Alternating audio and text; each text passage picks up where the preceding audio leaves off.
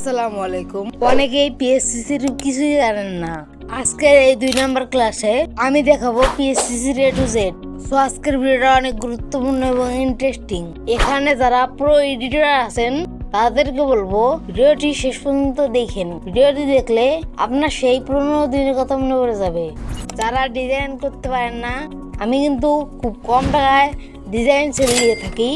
আপনারা চাইলে আমার সাথে যোগাযোগ করতে পারেন। হোয়াটসঅ্যাপ নাম্বার স্ক্রিনে দেখতে পাচ্ছেন এবং সব কিছুর লিঙ্ক সহ দেওয়া আছে ডেসক্রিপশন বক্সে।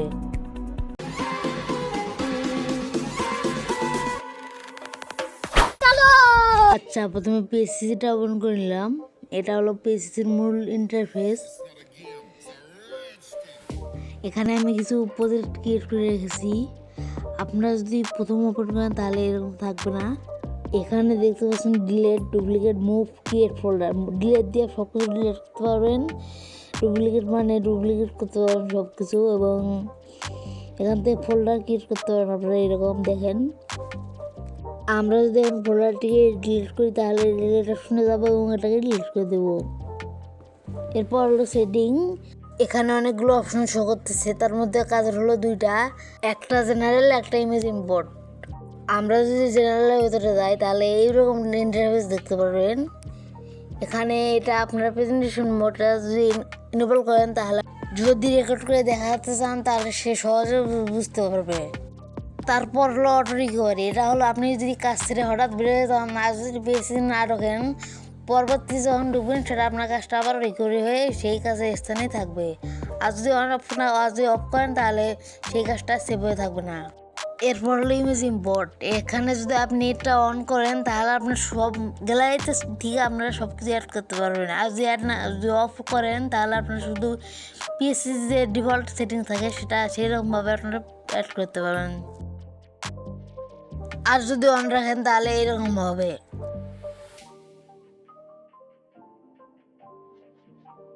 এখন দেখাই কিভাবে প্রজেক্ট ক্রিয়েট করবেন।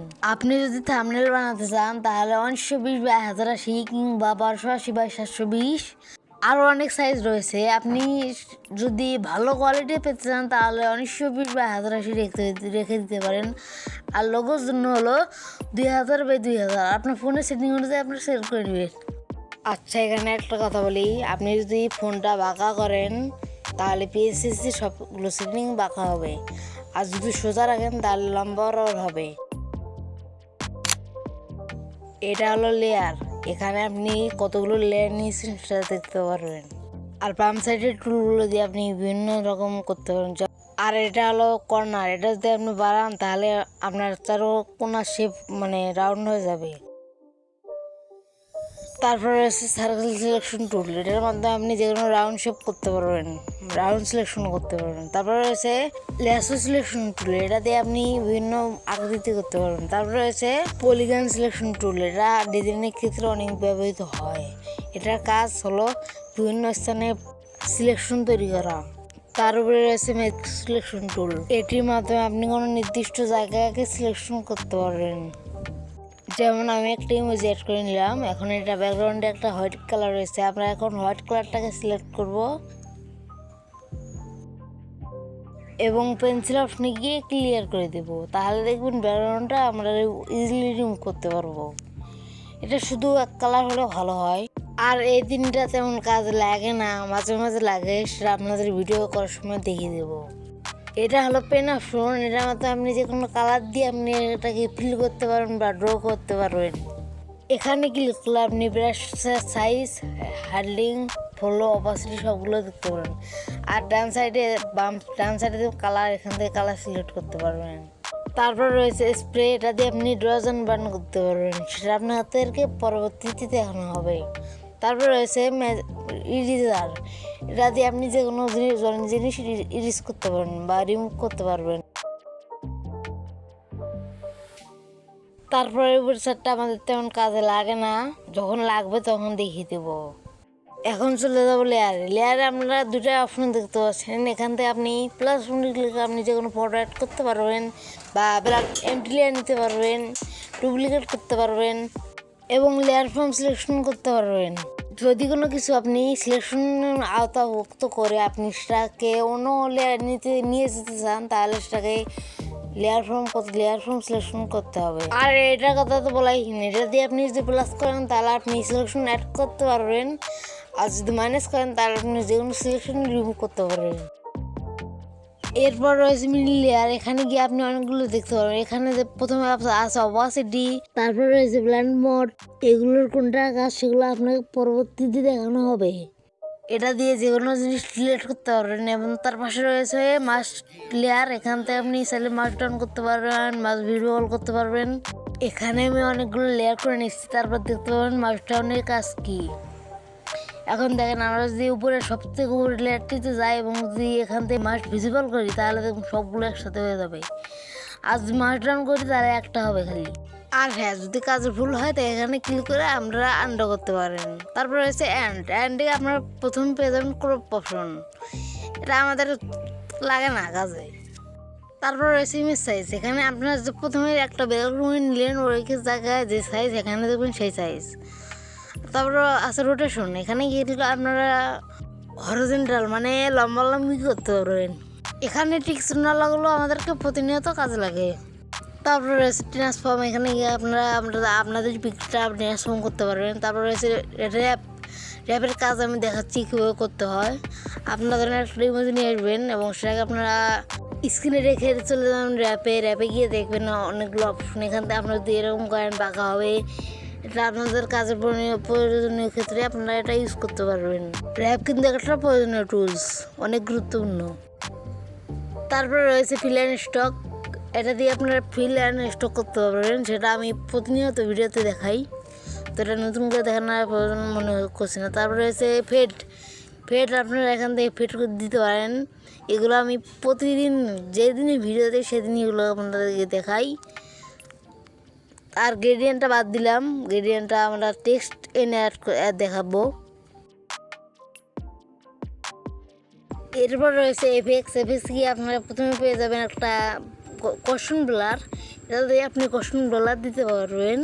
তারপর রয়েছে ডিরেকশনাল ব্লার, এটা দিয়ে আপনার এই ব্লার দিতে পারবেন, এটা অন্য কাজে মানে অন্যরকম। তারপরে শার্পেন, এটা আপনি পিকচার এডিটের কাজে ব্যবহৃত হয়। তারপর রয়েছে আপনার ড্রপ শ্যাডো, এখান থেকে আপনি ড্রপ শ্যাডো দিতে পারেন। এগুলো আমি প্রতিদিন টেক্সটের খাতিরে দেখাই।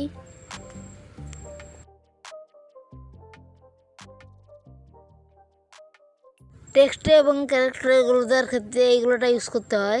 এটা আপনি পজিশন বা সাইজ আপনি আপনার মতো ঠিক করে নিন। তারপরে রয়েছে ভিভিএল, এটা একটা অনেক গুরুত্বপূর্ণ। তারপরে রয়েছে টিনটা কিন্তু অনেক গুরুত্বপূর্ণ ব্যাকগ্রাউন্ডের কাজে ব্যবহৃত হয় কালার দেওয়ার সময়। তারপর রয়েছে লাইটিং কিন্তু ব্যাকগ্রাউন্ডে এনে আপনাদেরকে দেখাচ্ছি। ব্যাকগ্রাউন্ড অ্যাড করে আমরা ট্রান্সফর্ম সাইজ অনুযায়ী, তারপর আমরা প্লাস অপশনটা ক্লিক করে এটাকে আমরা নিচে নিয়ে নিব টেক্সটের, এবং লাইটিংয়ে ক্লিক করে আমরা এইভাবে লাইটিং দিয়ে দেবো।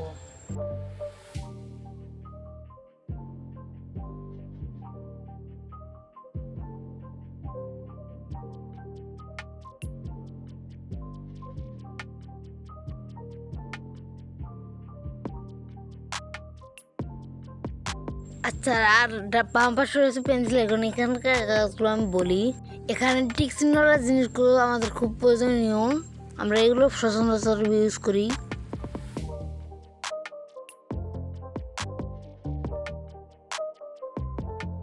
আমাদের টেক্সটে যদি গ্রেডিয়েন্ট দিতে যায় তাহলে আমরা প্রথমে সিলেক্ট পেন্সিল করতে হবে, তারপর চলে যেতে হবে অ্যান্ড্রে, তারপরে চলে যেতে হবে গ্রেডিয়েন্টে। দুটো প্লেট পাবেন আপনারা এখানে, আপনারা চাইলে দুটো প্লেট দিয়েও কাজ করতে পারেন বা অনেকগুলো প্লেট অ্যাড করে নিতে পারেন।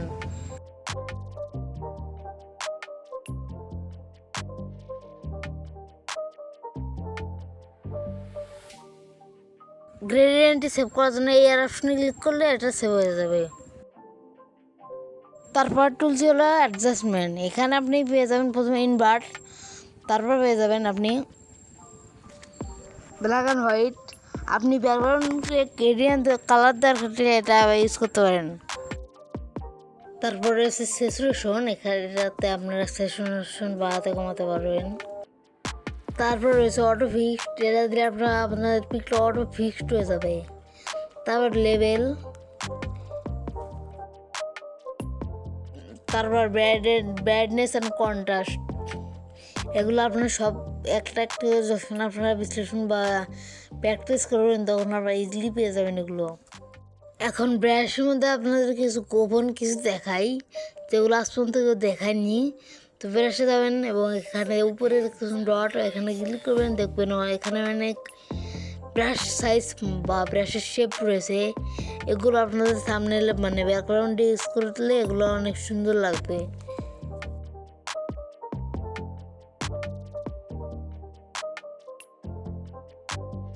এগুলো ইউজ করে আপনার থাম্বনেইলের জন্য একটা সুন্দর বিজি বানাতে পারবেন, আপনারাই পারবেন এগুলো।